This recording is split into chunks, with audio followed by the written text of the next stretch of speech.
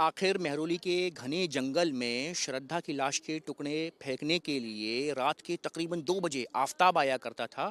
और आखिर क्या उसकी साइकोलॉजी थी और किस दिशा में इस समय पुलिस की जांच जा रही है, किस तरीके से पुलिस पड़ताल कर रही है और इस केस में क्या क्या हासिल हो सकता है। न्यूज़ नेशन की टीम के साथ इस समय मौजूद है, प्राइवेट डिटेक्टिव हैं हमारे साथ में, संजीव जी हैं हमारे साथ में। संजीव जी, ये बताइए, केस किस दिशा में आपको जाता हुआ दिखाई दे रहा है? देखिए, अभी तो कहते हैं बहुत जल्दी होगा ये कहना कि किस दिशा में जा रहा है, क्योंकि पुलिस अभी इन्वेस्टिगेशन कर रही है। नार्को टेस्ट के लिए अप्लाई कर चुकी है, नार्को टेस्ट के लिए उनको परमिशन मिल चुकी है, तो अभी तो इन्वेस्टिगेशन चल रही है।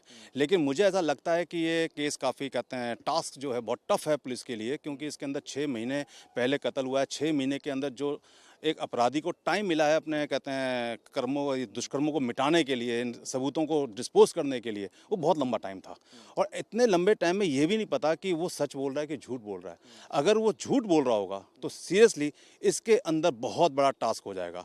लेकिन हमें ऐसा लगता है कि इसके अंदर अगर कंक्रीट एविडेंस नहीं भी मिले, ठोस सबूत नहीं भी मिले, और ठोस सबूत ना मिलने की एक ही वजह हो सकती है कि किसी भी कीमत पे मिसगाइड जब कर देगा एक अपराधी, क्योंकि अपराधी इतना शातिर है, क्योंकि उसकी शातिरपन इससे पता चलता है कि जो घर के अंदर कत्ल करता है, घर के अंदर बॉडी को रखता है, उसके अंदर खाना रखता है, सब कुछ फ्रिज के अंदर वहीं खाता पीता है, तो ये सारी चीज़ें जो दिख रही हैं, इससे क्लियर पता चलता है कि बहुत शातिर है।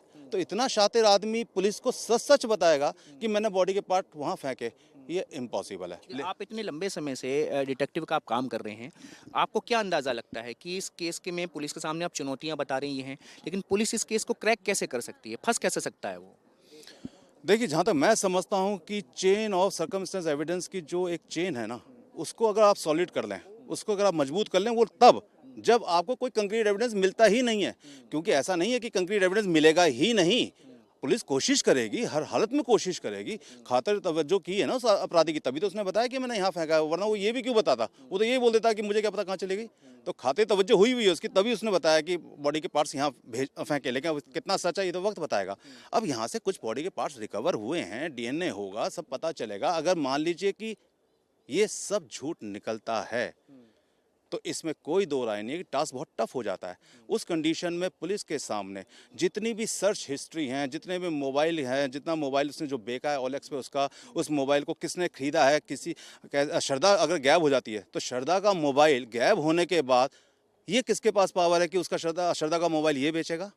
तो ये तो पूरी की पूरी एविडेंस है। क्योंकि जब आप देखते हैं ओलेक्स पे, तो ओलेक्स पे चैटिंग होती है, मोबाइल खरीदने वाला चैटिंग करता है कि मैं इतने बजे आऊँगा, मोबाइल लूँगा, कितनी कॉस्ट है। तो वो सारी चैटिंग सब हिस्ट्री है हमारे पास, वो रिकवर हो जाएगी। आप केमिकल ढूंढ रहे थे ब्लड कहते स्पॉट्स मिटाने के लिए, वो रिकवर हो जाएगी। वो सारी हिस्ट्री इसके खिलाफ जाएंगी। आपने आरी खरीदी, हमारे पास बिल है। आपने फ्रिज खरीदा, फ्रिज खरीद रहे हैं आप, उसके अंदर 300 लीटर का फ्रिज, जिसके अंदर आपको बहुत सारी चीज़ें रखनी होती हैं, तभी तो खरीदेंगे। आप तो जोमेटो पे ऑर्डर करते हैं, जोमेटो से सारी खाने पीने की चीज़ें मंगाते हैं। तो जो आदमी जोमेटो से खाने पीने की चीज़ें मंगाता है, वो फ्रिज में सेव करेगा क्यों? तो जब सेव करेगा नहीं तो 10 बाई 12 के कमरे में इतना बड़ा फ्रिज रखेगा क्यों? तो ये जो फ्रिज है, ये भी अपने आप में उसके लिए बहुत कहते हैं प्रॉब्लमेटिक सिचुएशन लाएगा ही लाएगा।